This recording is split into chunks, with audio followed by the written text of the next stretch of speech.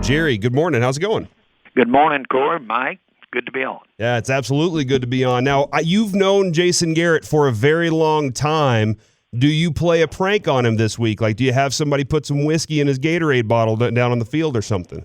I hadn't thought of any of that, but no, I'll probably let him concentrate.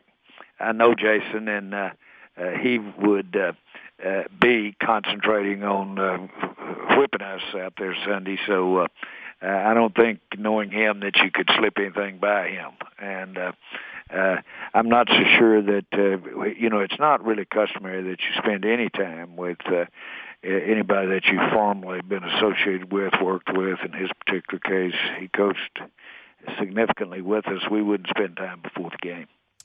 Man, Jerry, I know that it's somewhat rivalry week when it comes to playing a divisional opponent, and I played for the Mets and the Nationals and was part of the Phillies organization. So I played in the three places where you have your divisional opponents, and they take Cowboys week super seriously. It's one of the biggest weeks on their schedule. We talked to our fans and Tolos about this, and for some reason in Dallas-Fort Worth, it kind of is like every game's the same. It's a big game. It's like you don't get too fired up for Philly or New York or Washington as a fan. You're just fired up for all of them. Why do you think that those cities get so fired up for the Cowboys week? Well, I think that we've been there. We do have a lot of recognition. We do have a lot of interest and visibility. And it can be people rooting against you, it can be people rooting for you, and that really is significant in our division. And so I know that it probably doesn't reach, as you just described, to that fever pitch too far into the Cowboys fans. But believe you me, at the level of the team, or right around the team, or within tentacles of the organization, then it does mean something to play Washington. It means really something here to play the New York Giants. And all you've got to do is reflect any Cowboy to when they've really disappointed or created disappointment for you. The one I'm thinking of is the very one that Jason Garrett was on the sideline, and the Giants came in and beat us when we should have been walking on into the that was away, but we should have been walking on into the Super Bowl. Yeah, I remember that one too. That was tough. Brandon Webb gave me tickets to the Super Bowl there in Phoenix. I thought I was going to watch the Cowboys play against New England that year. I had my reservations made. Now, when it comes to the biggest storyline this week, obviously it's the release of Jalen Smith. I feel like he was one of your favorite players, and you talked very highly of him as a Dallas Cowboy as he was here. How tough was it for you to ultimately sign off and say, for what's best for the team here is to let Jaylon go? Well, it was, and principally because he's such a warrior. He really was what you think about when you think of somebody overcoming adversity. And for this game, he had great hurdle to overcome his injury. And that drop foot, it's called drop foot, that he had, and still plagues him to this day, was mind over matter in my mind. Now, there was a lot of physical rehab that he had to do too. People such as, and I'm serious, specifically Jason Witten and such as Sean Lee, when they would work with him as he was rehabbing, would tell me, we've never seen anybody go to the levels that he'll push himself for this rehab or to overcome this injury. We've never seen anybody. Well, look at who's saying that, Witten and Sean Lee. So he had the right stuff, and I thought it was really unfortunate because I love what he is about as a person. And he is the fact that he's worked so hard as far as entrepreneurial supporting of minority entrepreneurs. And he has that understanding of how to take it and run with it, and that 1 and 1 can be 3.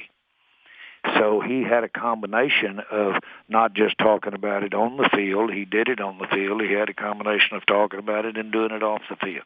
I think he's going to be an outstanding success, and he is already, but an outstanding success beyond his football career. Jerry, when Amari Cooper was talking this week, he was saying, we're building a culture here. We have a lot of guys in this locker room that it's a very unique culture. And right after he said that, Jaylon was released. And I think Michael Irvin's talked about it. There have been some other guys that have brought it up. Do you think that changes, removing a guy like that changes the culture, changes the chemistry in that locker room?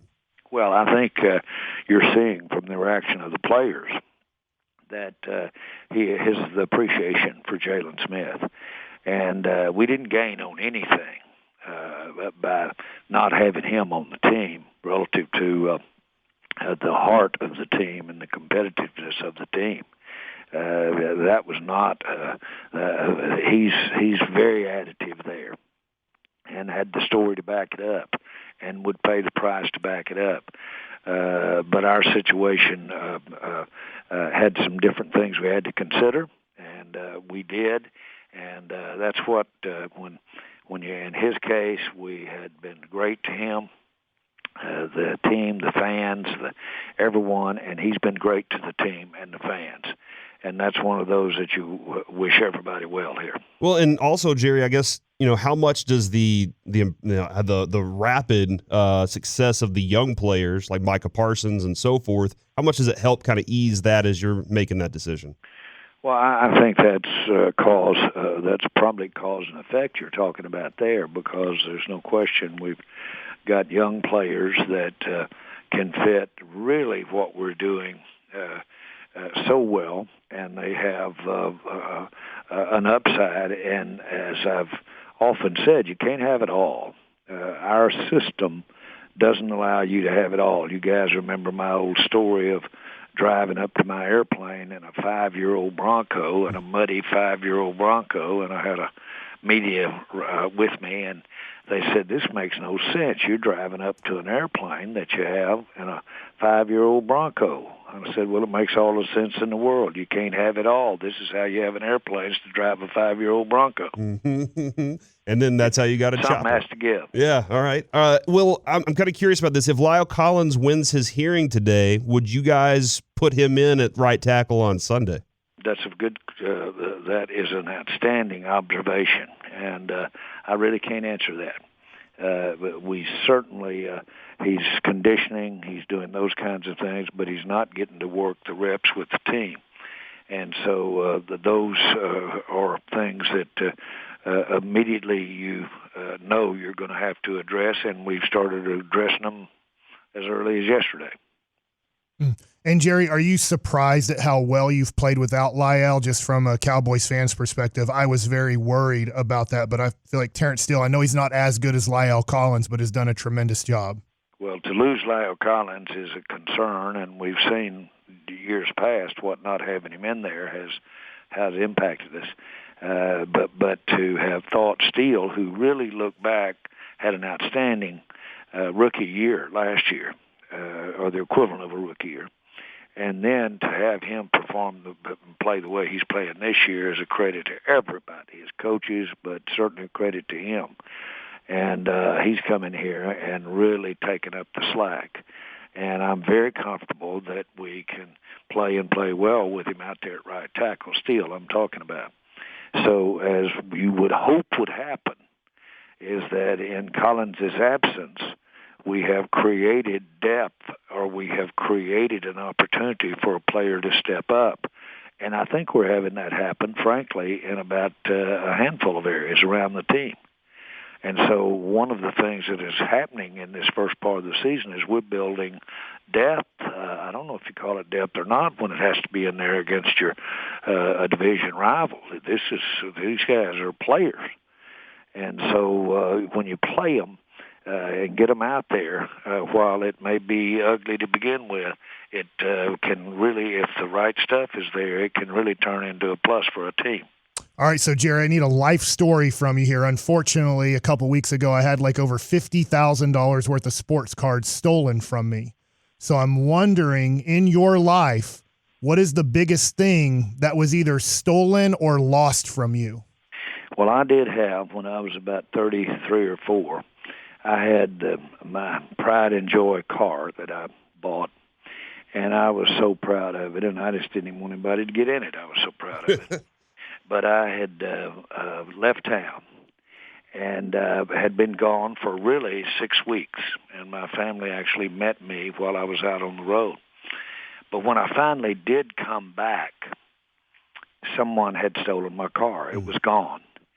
And I had the police and everybody out, and it was just gone. That's all it was to it. Well, I was operating real tight and close, and this car was special. And so the insurance company gave me my check, and I didn't go get another car. I really had accrued other bills for my business, and I had to go there.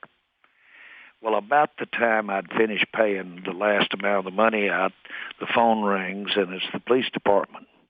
Jerry, we found your car. And I thought, my God. I said, well, guys, where was it? California? Were the wheels off? Was it wrecked? What happened? Said, no. Said, we think it was maybe where you left it. The keys are on the board. It's sitting in a parking spot at the flying service where I had left 6 weeks earlier and forgotten about it. Oh, wow. Now, you don't have to have Alzheimer's to forget. I was about 33 when I was forgetting about it, but I owed everybody in the world, so I could lose my memory. Let's put it like that. Wow. But what a shock. You're talking about having to do a recovery. Had been pretty happy You after called that. the insurance company and say, here's your check happy is not back? the word. I had to recover and give that insurance company back the money. Yeah. So it was faint city. Jerry, Dan Quinn has used this term frequently. He uses the term pedal downhill, and that's what he's been telling Diggs. Hey, you know what? Pedal downhill. Keep more cowbell. Keep after it. If you got 2 interceptions, keep going. Do more of that. Do you, as this team's had success this year, do you feel like you have any responsibility, or that Steven has the responsibility to kind of continue leaning on coaches and players to not be satisfied with 3-1, or are you saying, you know what, it's hands off for me on this?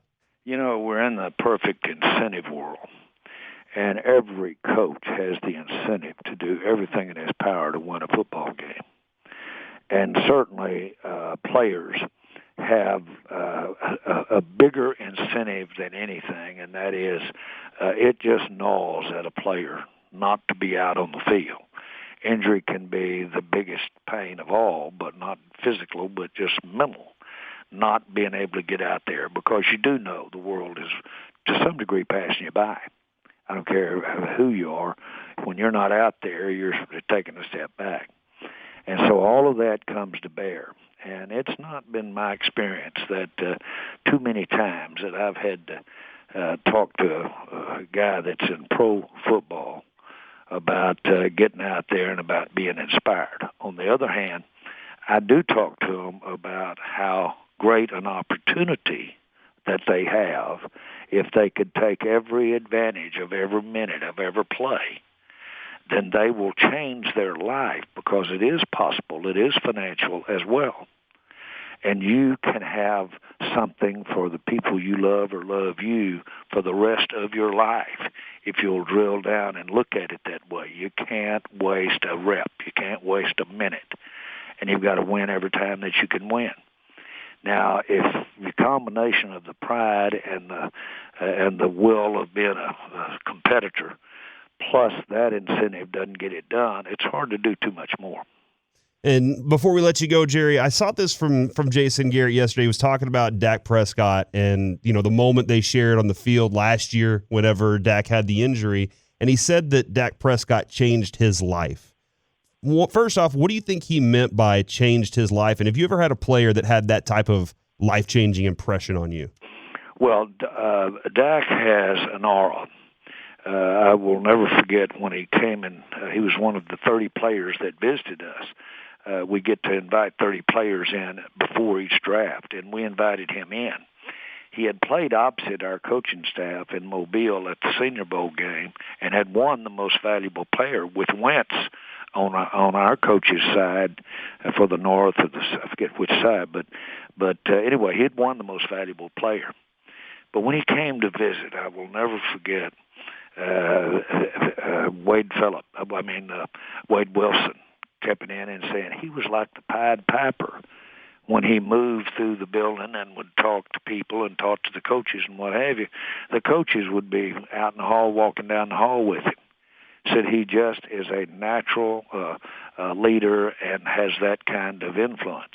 Now, don't ask me how to describe completely, but it is there, and it makes a big difference. And it reminds me when I was visiting with Roger Staubach right there at that particular juncture, and I was talking about we've got to be thinking about somebody in the future because Romo is moving on down the road.